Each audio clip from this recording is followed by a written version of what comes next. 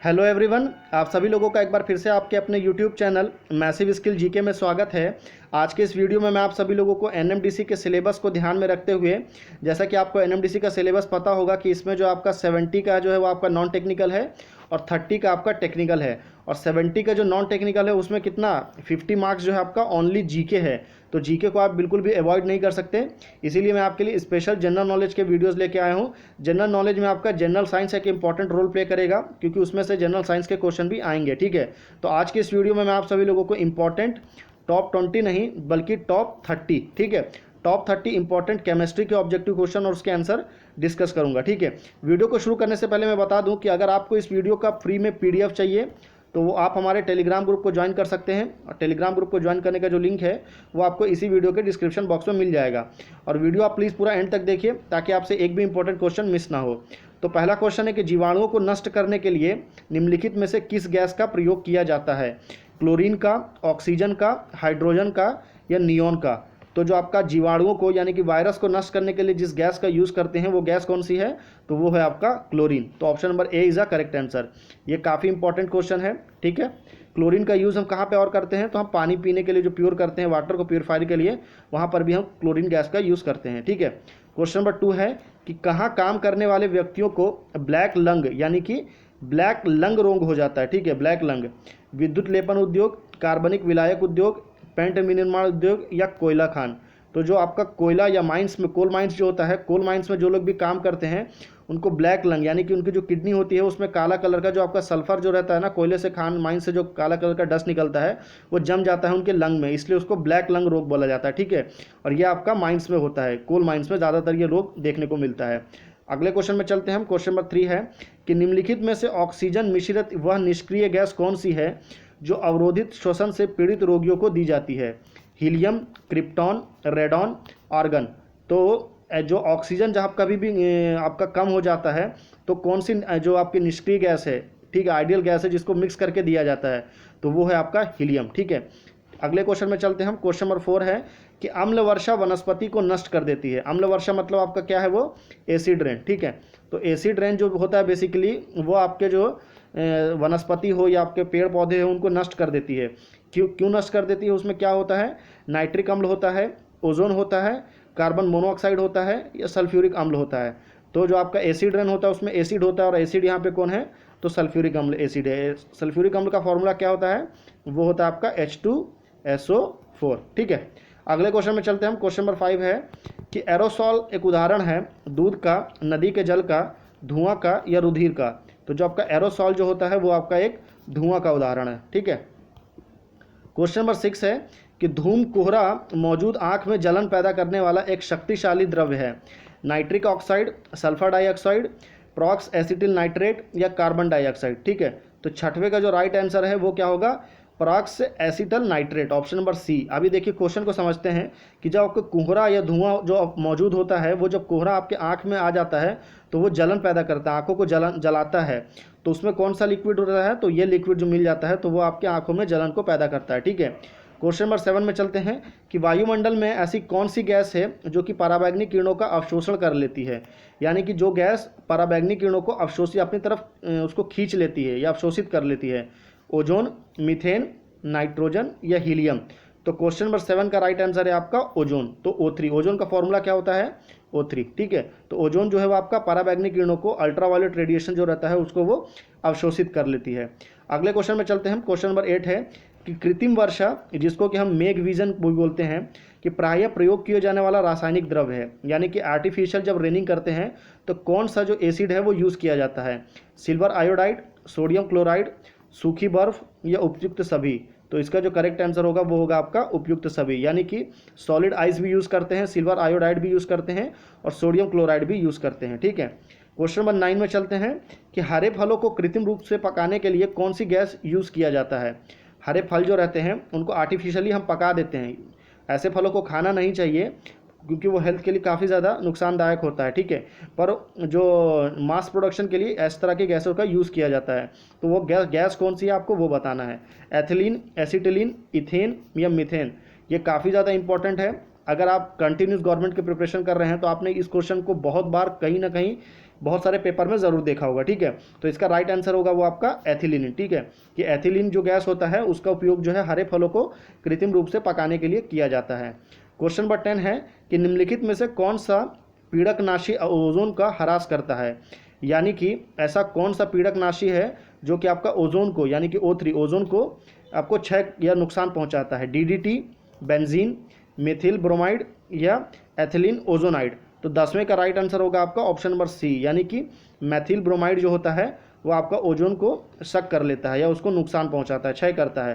Question number 11 है कि aspirin साधारण नाम है, किसका नाम है एस्पिरिन? सैलिसिलिक एसिड, सैलिसिलेट का, में आपका मैथिल सैलिसिलेट का या एसिटिल सैलिसिलेट एसिड का। तो 11 का राइट आंसर होगा आपका ऑप्शन नंबर डी, यानी कि एसिटिल सैलिसिलेट एसिड का, ठीक है। ये एस्पिरिन इसका साधारण या कि बेसिक नाम बोलते हैं, ठीक है। क्वेश्चन नंबर 12 में चलते हैं कि निम्नलिखित में से जैव शैल कौन सा है? जैव शैल कौन सा है? संगमरमर, कोयला, ग्रेनाइट या स्लेट। तो 12 का राइट आंसर होगा बी, जो जैव शैल यानी कि जीवों के द्वारा जो निर्मित होता है वो आपका कोयला है, ठीक है। बाकी जो सारे चीज़ें हैं उसको आर्टिफिशियली बनाया जाता है। ग्रेनाइट को भी आर्टिफिशियल बनाते हैं और स्लेट को भी हम प्योरीफाई करने के लिए आर्टिफिशियल यूज़ करते हैं। क्वेश्चन नंबर 13 में चलते हैं कि गामा किरणों से क्या हो सकता है? जीन म्यूट्रेशन, छींकना, जलन या ज्वार। तो जो गामा किरणें होती हैं, ठीक है, अगर आपको याद हो, अगर आपने हल्क मूवी देखी हो, हॉलीवुड की एक बहुत ही पॉपुलर मूवी है हल्क, इसमें जो हल्क को जो रेज आपको जो इफेक्ट करता है जिससे वो हल्क बन जाता है, वो कौन सा रहता है? वो आपका गामा रेज रहता है, ठीक है। तो वो क्या काम करता है? वो आपका जीन म्यूट्रेशन करता है, ठीक है। क्वेश्चन नंबर 14 है कि एस्पिरिन का रासायनिक नाम क्या है? ठीक है, अभी इससे पहले हमने एस्पिरिन का साधारण नाम देखा था, अभी आपको उसका केमिकल नेम बताना है। ऑप्शन क्या क्या है? Methyl salicylate, hydroxy salicylate, acetyl salicylic acid या एल्किलिक सैलिसिलिक एसिड। तो 14 का राइट आंसर होगा आपका ऑप्शन नंबर सी, यानी कि एसिटिल सैलिसिलिक एसिड जो है एस्पिरिन का केमिकल नेम है। क्वेश्चन नंबर 15 में चलते हैं कि निम्नलिखित में से वह कौन सी गैस है जिसे एक्विलाजांस में गोताखोरों द्वारा सांस लेने के लिए ऑक्सीजन में मिलाया जाता है। यानी कि आपने देखा होगा कि समुद्र में जो गोताखोर जाते हैं, समुद्र की बिल्कुल गहराई तक उतर जाते हैं, तो जब समुद्र की वो गहराई तक उतरते हैं तो वो ऑक्सीजन के साथ में अपने जो आपका उनका सिलेंडर होता है उसमें एक और गैस मिक्स करते हैं, ठीक है। एक गैस और मिक्स होता है, आपको बताना है कि वो बेसिकली वो गैस कौन सी है? मीथेन है, नाइट्रोजन है, हीलियम है या हाइड्रोजन है। तो 15 का राइट आंसर होगा आपका ऑप्शन नंबर सी, यानी कि हीलियम को मिलाया जाता है। अगले क्वेश्चन में चलते हैं। क्वेश्चन नंबर 16 है, काफ़ी पॉपुलर क्वेश्चन है कि भोपाल गैस ट्रेजेडी में किस गैस के कारण घटी थी? Phosgene, carbon monoxide, methyl isocyanide या क्लोरीन। तो भोपाल गैस त्रासदी जो हुआ था वो आपका मिथाइल आइसोसाइनाइड की वजह से हुआ था। तो option number C is a correct answer. Question number 17 में चलते हैं कि बारूद का मिश्रण होता है, बारूद जो है वो किसका मिश्रण होता है? बालू और टीएनटी का, टीएनटी और चारकोल का, नाइटर सल्फर और चारकोल का या सल्फर बालू और चारकोल का। तो 17 का राइट आंसर होगा आपका ऑप्शन नंबर सी, यानी कि नाइटर सल्फर और चारकोल का जो है बारूद मिश्रण होता है। क्वेश्चन नंबर 18 में चलते हैं कि उपस्थिति तथा हड्डियों के निर्माण और संपोषण में आवश्यक तत्व कौन सा होता है? यानी कि हड्डियों का जो निर्माण होता है या उसका पूरा पालन पोषण होता है उसमें कौन सा तत्व जो है वो काफ़ी ज़्यादा इंपॉर्टेंट रोल प्ले करता है? मैग्नीशियम, कैल्शियम, जिंक या सिलिकॉन। तो 18 का राइट आंसर होगा आपका कैल्शियम, क्योंकि आपने ज़रूर सुना होगा कि बच्चे की हड्डी कमज़ोर है मतलब उसमें कैल्शियम की कमी है, ठीक है। अगले क्वेश्चन में चलते हैं। क्वेश्चन नंबर 19 है कि फ्रियोन का प्रयोग निम्नलिखित में से किस रूप में किया जाता है? कीटनाशी, शाकनाशी, प्रशीतक या कवकनाशी। तो प्रशीतक का मतलब होता है आपका रेफ्रिजरेशन, यानी कि रेफ्रिजरेशन एंड एयर कंडीशनिंग, ठीक है। एयर कंडीशनिंग में जो गैस का यूज़ किया जाता है वो आपका रहता है कौन सा? फ्रियोन यूज़ करते हैं। आपका रेफ्रिजरेशन या फिर आपका जो घरों में जो आप फ्रिज यूज़ करते हैं उसके अंदर में भी फ्रियोन यूज़ होता है, ठीक है। इसका केमिकल नेम जो होता है वो क्या होता है? इसका केमिकल नेम जो होता है वो होता है R134A, ठीक है, ये इसका केमिकल नेम है।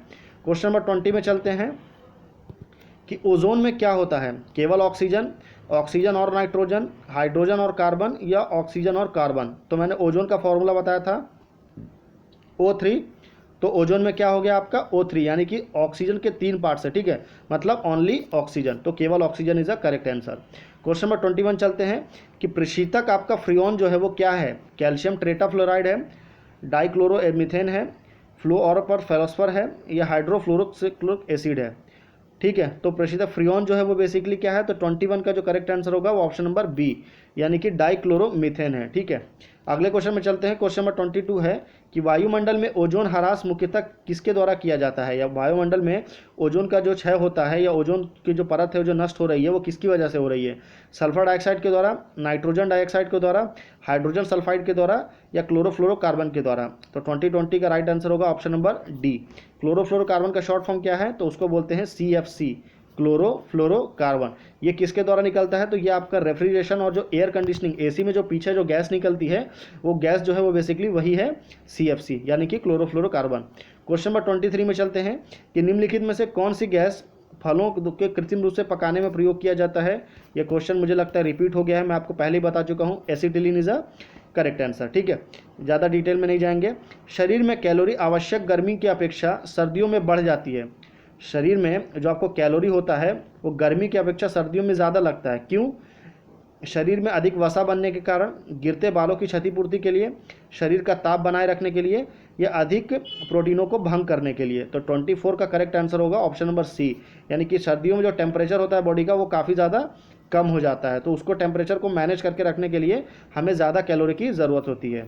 क्वेश्चन नंबर 25 में चलते हैं कि सिगरेट के धुएं का मुख्य प्रदूषक क्या है? यानी कि जो सिगरेट से जो धुएं निकलता है उसमें मेन पॉल्यूटेंट क्या क्या रहता है? कार्बन मोनोऑक्साइड और डाइऑक्सिन, कार्बन मोनोऑक्साइड और निकोटीन, कार्बन मोनोऑक्साइड और बेंजीन, या आपका डाइऑक्सिन और बेंजीन। तो 25 का जो करेक्ट आंसर होगा वो होगा आपका ऑप्शन नंबर बी, यानी कि carbon monoxide, CO and nicotine. Nicotine आपने सुना होगा कि टोबैको, जितने भी तंबाकू प्रोडक्ट होते हैं उसके अंदर में निकोटीन पाया जाता है।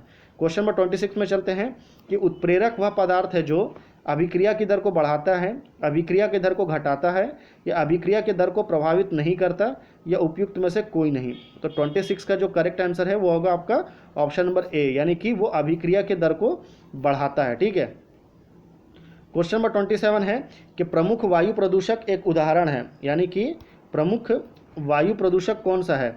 ऑक्सीजन, हीलियम, कार्बन मोनोऑक्साइड, या कार्बन डाइऑक्साइड। तो 27 का करेक्ट आंसर होगा आपका ऑप्शन नंबर C। वैसे तो CO2 भी जो कार्बन डाइऑक्साइड है वो भी एक प्रदूषक है, पर यहाँ पे प्रमुख यानी कि मेन एयर पॉल्यूटेंट जो होता है वो आपका CO होता है। क्या? CO जो मतलब कार्बन मोनोऑक्साइड। क्वेश्चन नंबर 28 में चलते हैं हम कि तंबाकू का धुआं स्वास्थ्य के लिए हानिकारक है क्योंकि उसमें क्या होता है? कार्बन मोनोऑक्साइड, निकोटीन, या आपका प्लाइसाइक्लिक एरोमेटिक हाइड्रोकार्बन, या मेलाथीन। तो मैं आपको पहले ही बता चुका हूँ किसी भी टोबैको के जो धुआं होता है उसमें निकोटीन पाया जाता है। ठीक है, क्वेश्चन नंबर 29 में चलते हैं कि खाद्य परीक्षण के रूप में सबसे अधिक प्रयोग होने वाला पदार्थ कौन सा है? Sodium carbonate, tartaric acid, acetic acid, या बेंजोइक एसिड का सोडियम लवण। तो 29 का करेक्ट आंसर होगा आपका ऑप्शन नंबर डी, यानी कि जो जितने भी फूड प्रोसेसिंग जो प्लांट होते हैं उसमें सबसे ज़्यादातर जो आपका मटेरियल यूज़ होता है वो होता है आपका बेंजोइक एसिड। ठीक है, लास्ट क्वेश्चन है, क्वेश्चन नंबर 30 है कि वह जीव कौन सा है जो वायु प्रदूषण को मॉनिटर करता है? बैक्टीरिया, लाइकेन, शैवाल, या फंजाई। तो ऑप्शन नंबर 30 का करेक्ट आंसर होगा आपका ऑप्शन नंबर बी, यानी कि लाइकेन जो है वो आपका वही जीव है जो कि आपका वायु प्रदूषण को मॉनिटर करता है। लाइकेन से ही हम एयर पोल्यूशन को मॉनिटर करके रखते हैं। अगर आपको वीडियो पसंद आया, हमारे द्वारा बनाया गया जनरल साइंस का NMDC का आप तैयारी कर रहे हैं, तो प्लीज़ हमारे चैनल को ज़रूर सब्सक्राइब कर लीजिए, वीडियो को लाइक करिए और अपने सारे स्टडी रिलेटेड ग्रुप में शेयर कर लीजिए। ठीक है, अगर आपको इस वीडियो का फ्री में PDF चाहिए तो आप उसके लिए हमारे टेलीग्राम ग्रुप को ज्वाइन कर सकते हैं। मैं पहले ही बता चुका हूँ, लिंक आपको डिस्क्रिप्शन बॉक्स में मिल जाएगा। ये मैंने नीचे आपका आंसर की भी रखा है ताकि अगर आपको बाद में PDF से रिवीजन करने की ज़रूरत पड़े तो आप ऐसे इसका रिवीजन कर सकते हैं। ठीक है, फिर मिलते हैं आपसे अगले वीडियो में, तब तक के लिए धन्यवाद।